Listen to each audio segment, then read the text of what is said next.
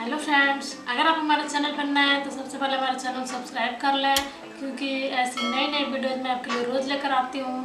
तो फ्रेंड्स, आज आपके लिए लेकर आए एक प्यारा सा दीवार सेट, जिसको बनाना आसान है। आप इसे आसानी से बना सकते हैं। इसको बनाने के लिए आपको आपके घर में पुरानी चूड़ियाँ मिल जाएंगी, जिसे आप आसानी से बना लीजिएगा।